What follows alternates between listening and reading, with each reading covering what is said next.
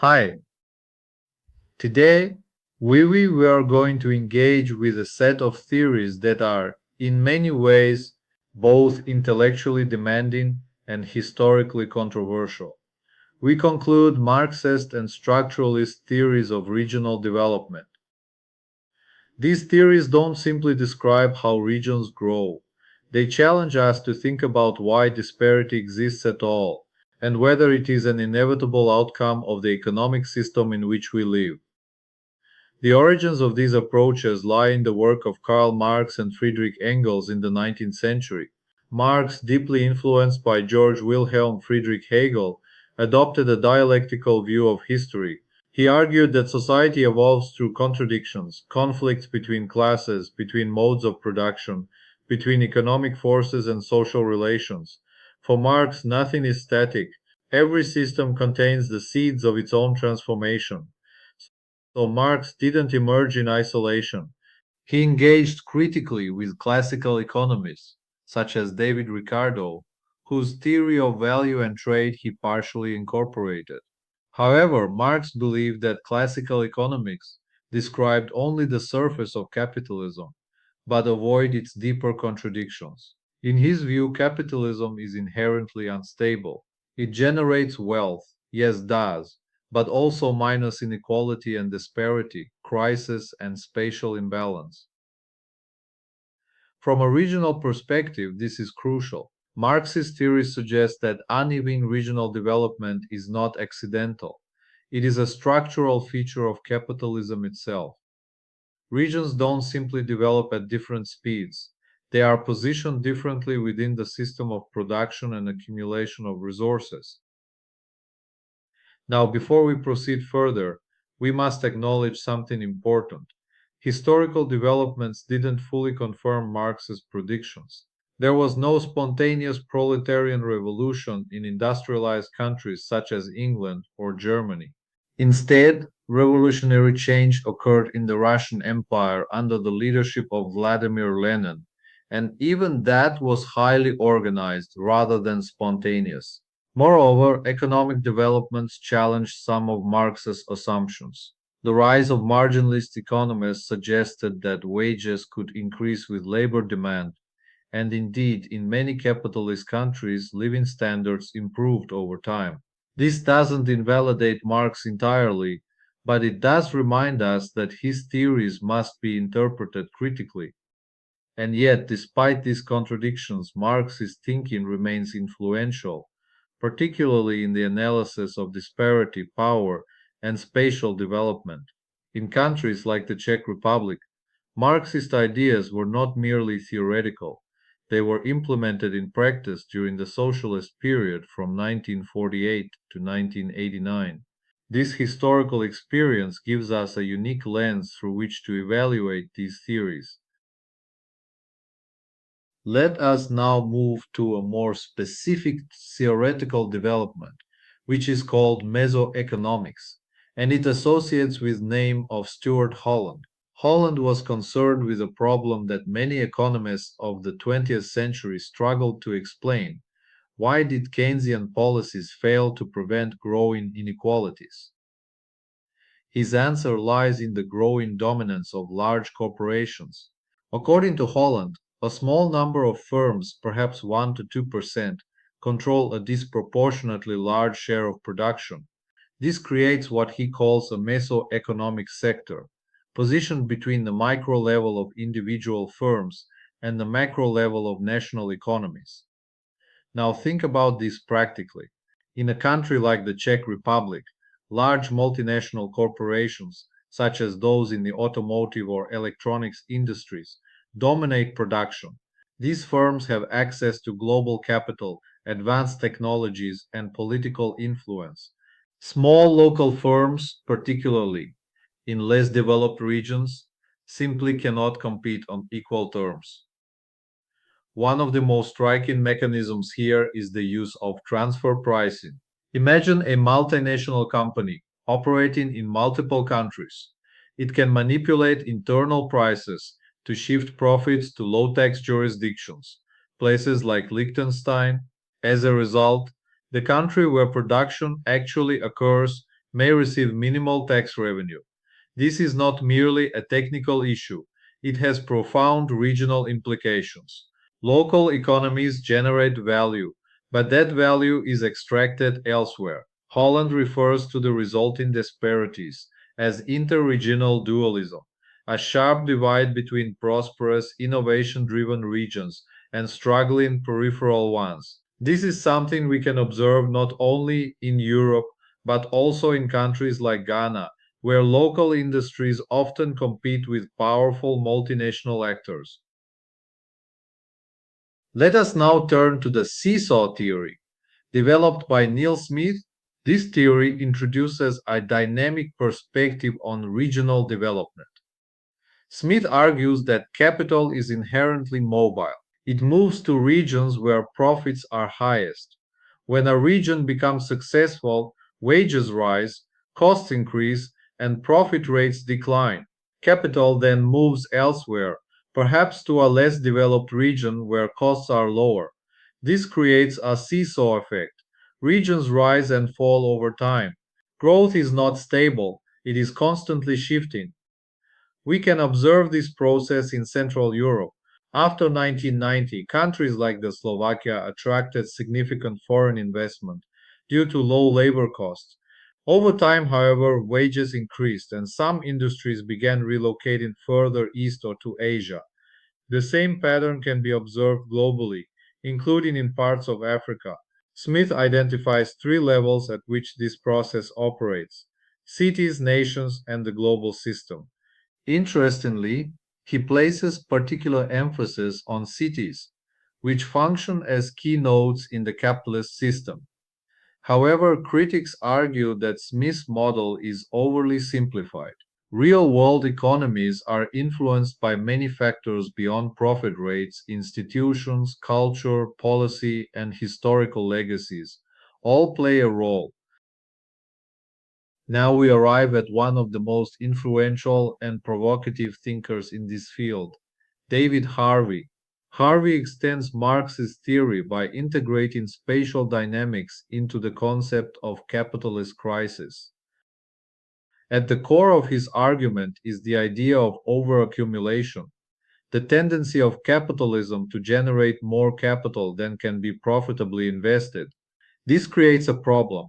What happens to the surplus? Harvey suggests several solutions. Capital can be exported to new regions. It can be invested in infrastructure, or in extreme cases, it can be destroyed through economic crises or even war. Consider, for example, infrastructure investment in rapidly developing regions. In countries like Rwanda, large scale investments in roads, urban development, and technology hubs can be seen as attempts to absorb capital and stimulate growth. But these investments also create long term commitments, fixed capital that cannot easily be moved. This brings us to another key distinction: mobile versus fixed capital. Financial capital can move quickly across borders. Infrastructure cannot. As a result, regions with significant fixed capital are vulnerable to economic shifts. Harvey also introduces the concept of local alliances, coalitions of actors such as developers, politicians, and business leaders who seek to protect local economic interests. These alliances often promote what we call boosterism, the active promotion of a region to attract investment.